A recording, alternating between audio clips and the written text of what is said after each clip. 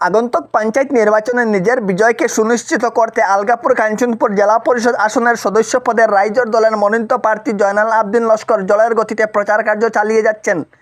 এই উপলক্ষে শনিবার আলগাপুর কাঞ্চনপুর জেলা পরিষদ আসনের মনোনীত প্রার্থী তথা প্রাক্তন জেলা পরিষদ সদস্য জয়নাল আবদিন লস্কর রাইজোর দলের কর্মকর্তাদের নিয়ে নিতাইনগর পার্ট 2 মোহনপুর বাজার নারায়ণপুর বাজার কয়েক হাজারের অধিক জনগণের উপস্থিতিতে তিনি প্রচার অভিযান চালিয়ে যান। এরপর নারায়ণপুর বাজারে আয়োজিত এক সাংবাদিক সম্মেলনে জেলা পরিষদের সদস্য পদের মনোনীত প্রার্থী জয়নাল আবদিন লস্কর জানান যে তিনি এদিনের প্রচার অভিযানে জনগণের কাছ থেকে ব্যাপক সাড়া পেয়েছেন। তিনি বলেন যে বিগত দিনে তিনি জেলা পরিষদ সদস্য হিসেবে কাজ করে গেছেন, তাই জনগণ তার কর্মের বিষয়ে ভালোভাবেই অবগত আছেন। তিনি আরও জানান 2002 সাল থেকে 2007 সাল পর্যন্ত 5 বছর জেলা পরিষদ সদস্য থাকাকালীন অবস্থায় তিনি উন্নয়নের জন্য আসা তার ফান্ডের থেকে সকল টাকা জনগণের স্বার্থে এ এলাকায় সার্বিক উন্নয়নের জন্য লাগিয়েছেন, নিজের জন্য তিনি কিছুই করেননি। এরপরে এলাকার উন্নয়নের অনেকগুলো কাজ অসম্পূর্ণ রয়ে গেছে। এবার জনগণ তাকে জয়যুক্ত করলে তিনি বিগত দিনে জেলা পরিষদ সদস্য থেকে যে কাজগুলো করতে পারেননি সেই অসম্পূর্ণ কাজগুলো সম্পন্ন করাটাই থাকবে তার প্রধান লক্ষ্য। এদিনের জনসভায় অন্যান্যদের বিশিষ্ট ব্যক্তিদের মধ্যে বক্তব্য রাখেন রাইজোর দলের কেন্দ্রীয় সম্পাদক সাদিক চৌধুরী, জেলা সভাপতি কমরুল ইসলাম বড়বইয়া মানিক, আলগাপুর কাঞ্চনপুর জেলা পরিষদ আসনের সদস্য পদে রাইজোর দলের মনোনীত প্রার্থী জয়নাল আবদিন লস্কর, সৈয়দবন জিপির আঞ্চলিক পঞ্চায়েত সদস্য পদে রাইজোর দলের মনোনীত প্রার্থী নুরুল হুদা চৌধুরী, কার্যকর্তা আনোয়ার হোসেন প্রমুখ অন্যান্যরা। হাইলাকান্দি থেকে সুপ্রিয়ান ডায়াসের রিপোর্ট। অন্যান্য দলের ভোট খেলাইতরা সব আমার হরু ভাই, কারোর প্রতি আমার বিদ্বেষ হিংসা নাই, সবার খেলার অধিকার আছে। আজকে 2 তারিখ পর্যন্ত সব ক্যান্ডিডেটে লড়াই হইব, কিন্তু 2 তারিখ পরে আফতাব হইন, জয়নাল হইন, চৌধুরী চরণ গৌড় হইন, সব আমার ছোট ভাই, একে অন্য রইব। আমি আমার দলের গপ করবো। কংগ্রেসে যদি হয় তারা প্রধান বিরোধী দল বিজেপির আটকাইতো, আপনারা জানিয়া রাখুন কংগ্রেস প্রধান বিরোধী দল নাই। কংগ্রেসে আজকে আমরা লোকে অ্যালায়েন্স করছে না। নির্বাচন, লোকসভা নির্বাচনও ফাগলোর মতো অকিল গগৈ, লুরিনজ্যোতি গগৈ ফাগল হইয়া এলায়েন্স করলা। এলায়েন্স করিয়া 6-7টা এমপি জিতাইয়া দিছেন। আপনারা দেখছেন বরপেটা লড়াই দিছে, কিন্তু কংগ্রেস হারছে। ধুবড়ি হইন, মঙ্গলদৈ হইন, জোরহাট হইন, নগাঁও হইন, পদ্মুৎ বরদলৈ, গৌরব গগৈ, এই সমস্ত লিডারদের জিতাইতে গিয়া অকিল গগৈ, লুরিনজ্যোতি গগৈ 27 দিন একটা মানুষ বাড়িতে গেছেন না। ফাগলোর মতো কংগ্রেসের হইয়া বুক খুঁজিয়া এমপি বানাইছেন কিনা? এমপি বানাইছেন। ওই সূত্রে অকিল গগৈ আবেদন করছিলা আমরা বুট একলগে খেলাই, পঞ্চায়েত বুট। আমার নির্দেশ দিছিলা তোমার জেলা পরিষদ হয়টা বলে 8টা, বলে 6টা কংগ্রেসে দিলাও, 2টা খেলাও। আমি কইলাম রাজি। বারে বারে হাইলাকান্দি কংগ্রেসে কইলাম যে এলায়েন্স হয়, আমরা সব একলগে আইয়া বিজেপি জেলা পরিষদ আসনের রাইজোর দলের মনোনীত প্রার্থী। তো আপনার আজকে কয় জায়গাতে আপনি জনসভা করেছেন এবং মিডিয়ার মাধ্যমে আপনি জনগণকে আসন্ন নির্বাচন উপলক্ষে কি বার্তা দিতে চাইবেন?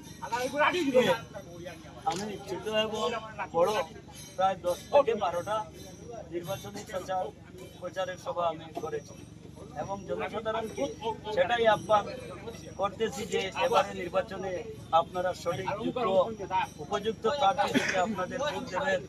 আর যদি উপযুক্ত প্রার্থী আমি হয়ে থাকি এবং বিগত 2002 সালের নির্বাচনে যদি সমাজের আপনাদের স্বার্থে উন্নয়নমূলক কাজ করতে পারি, তাহলে এবারের নির্বাচনেও আপনাদের বিপুল ভোটে জয়যুক্ত করে আবারও পুনরায় আমাদের নিঃস্বার্থে এলাকার উন্নয়নের সাথে কাজ করার সুযোগ দেন, এই বলে আমি তাদেরকে ভোটে আমন্ত্রণ জানাচ্ছি।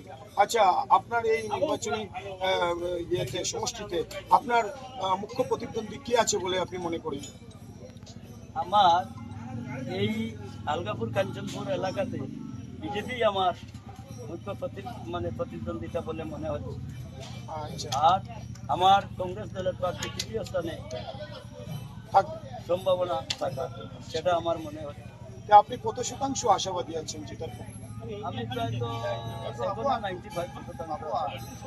আচ্ছা, মনে করেন আপনি নির্বাচনে জিতে যান যদি, তো আপনার প্রাথমিক লক্ষ্যটা কি থাকবে আপনার সমষ্টির উন্নয়নের জন্য? প্রাথমিক আমার লক্ষ্য থাকবে সমাজের বিভিন্ন রাস্তাঘাটের উন্নয়ন, বিভিন্ন ধর্মীয় প্রতিষ্ঠানের আর্থিক সাহায্য অনুদান দেওয়া এবং সমাজের সাধারণ নিরীহ গরিব মধ্যবিত্ত প্রত্যেক মানুষের বিভিন্ন সুখ দুঃখে সাহায্য করা, সহযোগিতা করা, তাদের পাশে দাঁড়িয়ে থাকা এবং সরকার বরাদ্দকৃত তথ্য দিয়ে তাদেরকে ব্যক্তিগত এবং সমষ্টিগতভাবে সাহায্য করা, সেটা আমার মূল লক্ষ্য। এখন আগন্তুক নির্বাচন উপলক্ষে আপনি জনগণকে শেষে আপনি বার্তা কি দিবেন? দেশে আমাকে সততা সমাজে সততাকে অটুট রাখার জন্য এবং নিঃস্বার্থবাদী এবং নিঃস্বার্থ কর্মী দেখে, একজন সুদক্ষ কর্মী দেখে, প্রতিদ্বন্দ্বী দেখে নির্বাচনে ভোট দেওয়ার জন্য, যেহেতু এরা মানে জনসাধারণের ফান্ড আত্মসাৎ না করে এবং সুন্দরভাবে সঠিক ফান্ডটা জনসাধারণের এলাকার উন্নয়নের তরফিলের স্বার্থে যারা বিলিয়ে দেয়, সেটা আমার ধন্যবাদ। সম্মানিত সভাপতি মহাশয়, উপস্থিত আমাদের সম্মুখে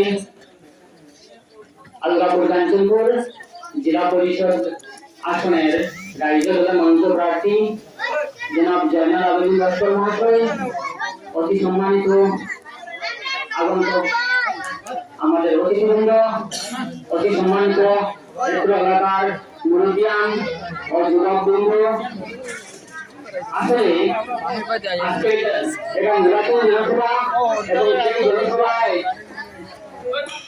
আমরা নির্বাচন সম্পর্কে কি বলবো? অ্যাকচুয়ালি আমরা সবাই ওয়াকিবহাল এবং আমরা সবাই জানি আমাদের সবার জ্ঞান আছে এবং আজকে অত্যাধুনিক যুগে, টেকনোলজির যুগে আমরা সবাই যে মোবাইল, সেই মোবাইলের মাধ্যমে জানতে পারি এবং আমাদের যুবক আছে কে কোন পদের যোগ্য। সুতরাং আমি আর কি বলবো, আমি অঞ্চলের যুবক হিসাবে আমি দু চারটি কথা বলতে চাই। প্রথম কথা হলো,